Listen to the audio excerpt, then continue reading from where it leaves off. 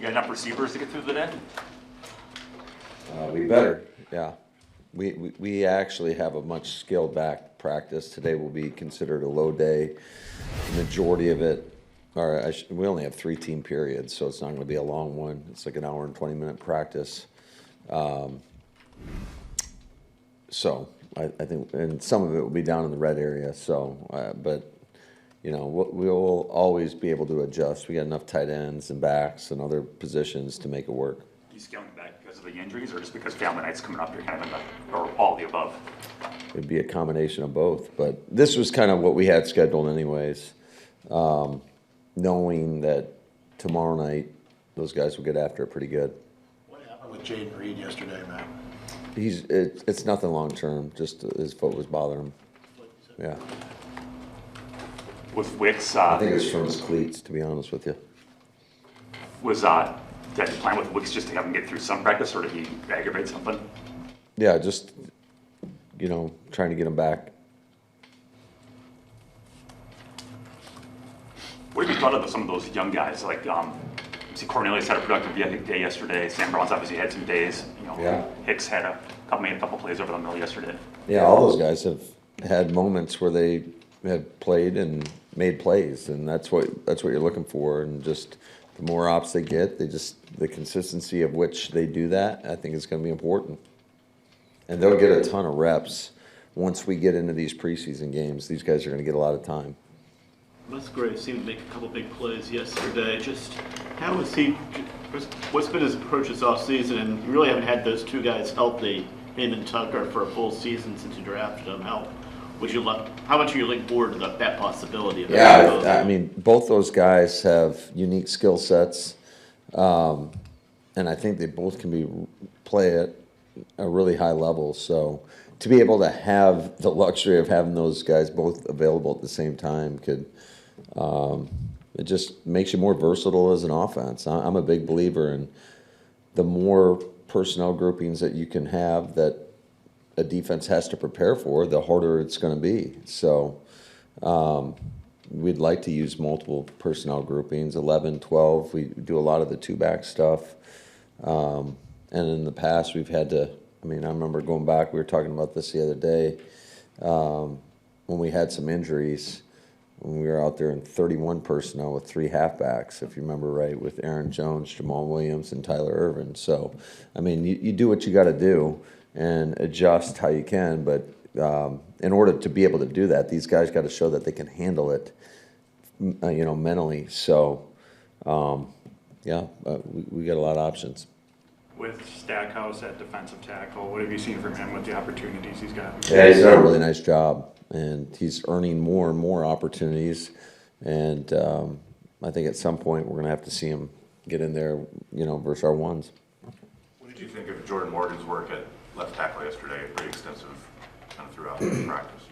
Yeah, I thought that he did a nice job. There's always going to be a couple plays that we just got to make sure that we clean up, and that's why you practice. Man, speaking of versatility, so what have you started with Savion Williams? Like, how do you progress into a multi-role with him? What do you start with? Well, I think it's just we got to get him out there. That's been the hardest thing, I would say, with him in regards to the off season and then into training camp, and just it's hard to get rolling when you're not available. So. But I think he's been given. He's demonstrated that he knows what's going on.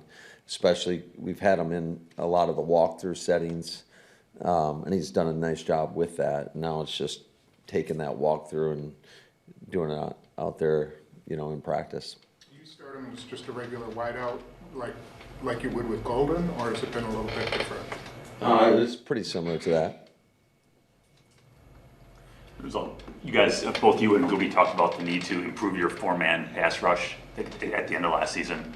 I realize it's early, but what have you thought after a few pattern practices of what those guys are giving you? Yeah, I think those guys are doing a nice job. DC's done a great job leading that group, and along with VO and Ball King.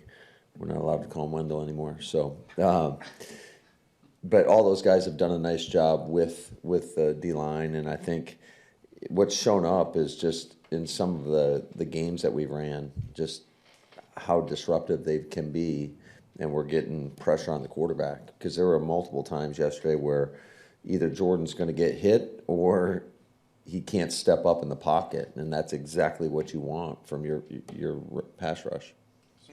Speaking of the rush, there was a play where Jordan carried out the guitar fake, and he turns around and LVN's like right in his face. Is that something where I don't know what happened on the protection. I don't know why he was through there so cleanly, but is that something that you've got to like double down on as far as pre-snap, making sure that if you're carrying this out, you've got to be protected on the blind side? Well, that's one of those where if they play it like that from a defensive standpoint, the quarterback's in a bad situation. So those guitar fakes are usually on the backside of a gap scheme where you're pulling people, you're hoping that this is a lot of film study goes into that, and if a guy jets up the field, I mean, you're in trouble. And I just watching his reaction, I thought he did everything he could possibly do. Whether or not that's good enough in the game, you don't really know, because we're constantly on these guys about staying away from the quarterback. But I thought his reaction was great. I thought Van Ness played it great. So it's just one of those deals. And if you see something on tape, though, you can't. I mean, it's a high-risk play that I don't think we're going to try to put our quarterbacks in those positions. Matt, could you clarify with me? I think last week you said something like you don't want your like defensive ends in a bull rush. I mean, Without pads on. Without pads. Okay. So, Now, yeah, now we got pads. Today will not be a padded practice. Today will be what we call shells. So they'll have those, like, whatever, those really light pads, if you will.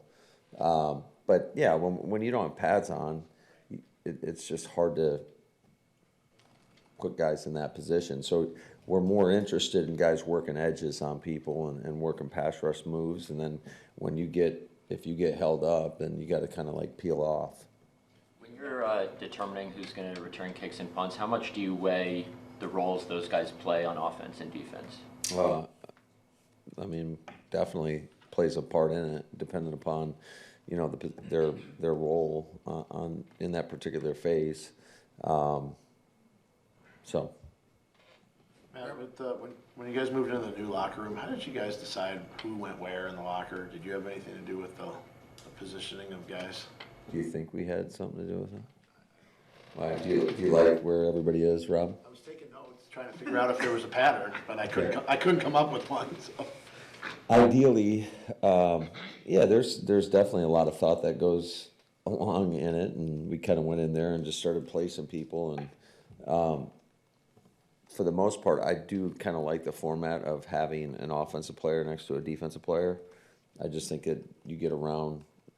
You want guys to get around people other than what's on their side of the ball or within their position room. So there's definitely some strategy that goes along in that. And then obviously, having a 90-man roster, and I think there's 81 lockers in there, I believe.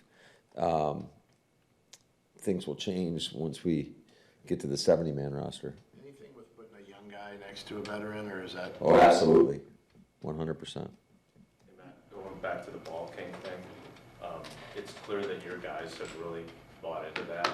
I'm curious why it's, the NFL is always about you go what you emphasize, so you're obviously emphasizing that thing about getting more fumbles or takeaways. But why is it important to be creative about it to get that buy-in? Well, I just think if you are entertaining in a meeting, I think you're going to get guys' attention a lot more. So, obviously, we're serious about it, but it's kind of lighthearted at the same time. And I think the guys are enjoying those presentations, and Ball King's done a heck of a job. And what's your gut feel on how the players' legs are going into Saturday, and then how does that affect what you'll do next week? Yeah, I would say that guys are probably pretty sore right now and tired, and that's just the nature of it. And you got to be, I think, in order to be able to do accomplish hard things, you got to do hard things. So training camp's not meant to be easy, and they got to grind through. And hopefully, we can callous these guys up a little bit. Hey, Matt, Spoon asked you last week about that touchdown that Jordan threw to Wicks, where he kind of eluded the rush and then hit Wicks down the field. Is that subtle movement stuff in the pocket, is that something Jordan did going back to looking at him at Utah State? Or is that something you've seen him develop, and how important of a piece of his game is that? Yeah, I think that's something that, you know, certainly experience plays a part of it, and we emphasize it and do drill work, and I think that's the good ones know how to manipulate the pocket in their favor and be able to continue to remain a passer and throw the ball down the field. So that's definitely been a point of emphasis, and I think one thing that I've seen from him over especially the last few practices is he is moving around pretty well, and I think he's playing pretty decisive, and I think that's he's going to continue to improve. Two more, please. Do you have anything live planned for Saturday in terms of tackling? Maybe you'll just have to find out. You going to come? Not unless you do live tackling. Okay. Well, you know what? For you, Spoon, mark it down. We'll do some live tackling right at the end. So you got to stay the whole time. Last period. It is actually scheduled for the last period. So Getting back to, it has to be tough to accomplish what you want to accomplish. Is that what you added today? Or was today always going to be a walkthrough, just not for the public? Because originally this wasn't a public day. no, it kind of goes back to initially what we were going to do. The format of, I can't remember, we were going to do 2 practices and then a day off and then have a block of 4 or whatever. Instead, we thought it would be better to go 3 and 3, or, you know, 3 sets of 3.